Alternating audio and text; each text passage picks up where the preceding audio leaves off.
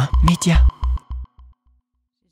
La classique, la traditionnelle ou encore la campagnarde, la culture de la baguette est désormais inscrite au patrimoine immatériel de l'UNESCO. Une grande fierté pour les boulangers français qui perpétuent toujours la tradition du pays, comme par exemple David de Greef, boulanger à Comines, France. Surpris quoi, parce que bon, l'UNESCO c'est l'UNESCO quoi. Et non, je vous dis, je suis fier. Le pain à la baguette chez nous c'est noble.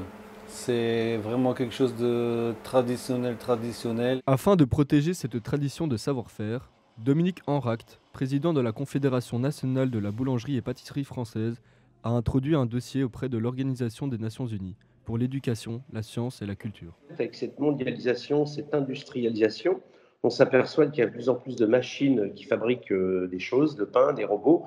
Et en fait, ce savoir-faire avec la boulangerie, où chaque boulanger fait chez lui avec le process du long pétrissage, longue fermentation, façonnage à la main, tout ça peut petit à petit disparaître par habitude, par les centres commerciaux, par la grande distrib. Donc je pensais qu'il était intéressant de mettre en valeur ces savoir-faire. Pour qu'un sujet soit reconnu au patrimoine immatériel de l'UNESCO, il faut passer par un véritable parcours du combattant. Il y a tout un tas de dossiers à remplir, très techniques. Généralement, on compte entre 5 et 10 ans parce qu'il faut l'inscrire déjà au patrimoine national. Et ensuite, il faut continuer pour arriver à être éligible et pouvoir être choisi par le pays qui dépose, parce que c'est un dossier tous les 2 ans.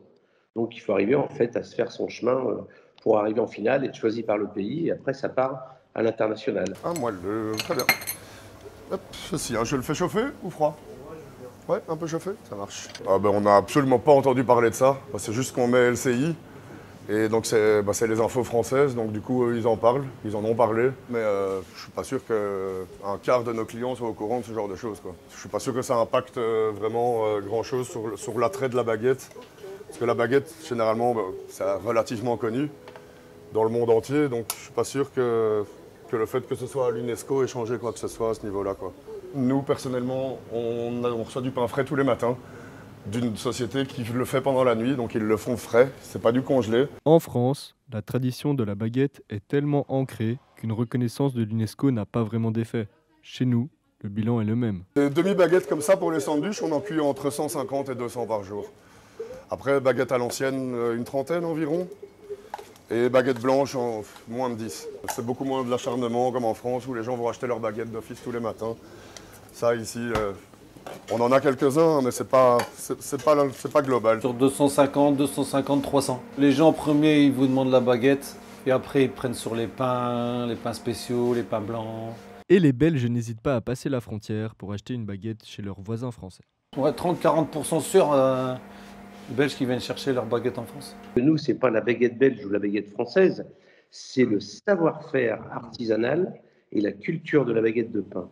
C'est-à-dire que si vous faites de la baguette là-bas dans les mêmes recettes qu'en France, si vous pétrissez, longue fermentation, et en plus tous ces clients qui viennent chercher leur baguette tous les jours, ça rentre tout à fait dans les savoir-faire artisanaux et la culture de la baguette de pain. Alors qu'en Belgique, la réglementation sur la fabrication de la baguette reste plus laxiste, en France, par contre, les 33 000 boulangers risquent 75 000 € d'amende si la devanture est mensongère. La loi boulanger, c'est un métier, interdit de porter une enseigne boulanger, boulangerie ou boulangère si le pain n'est pas pétri, façonné et cuit sur place. En fait, ça ne m'étonne pas du tout. J'aurais pensé que c'était un peu plus élevé. Donc les boulangeries qui ne font pas leur pain eux-mêmes, mais il y en a beaucoup. Tous les Carrefour, tous les Delhaize, tout ça, c'est du pain surgelé importé de Roumanie ou des pains comme ça. C'est de la publicité mensongère aussi de mettre artisan boulanger ou quelque chose comme ça. Parce qu'évidemment, les gens vont là en pensant que c'est du pain qui a été fait à la main, à cet endroit-là, qui n'est pas le cas. Et si cette reconnaissance apporte un plus à ce métier difficile, l'objectif de tous les boulangers reste le même, offrir de la bonne baguette artisanale à leurs clients. Mammouth.media. Mammouth.media?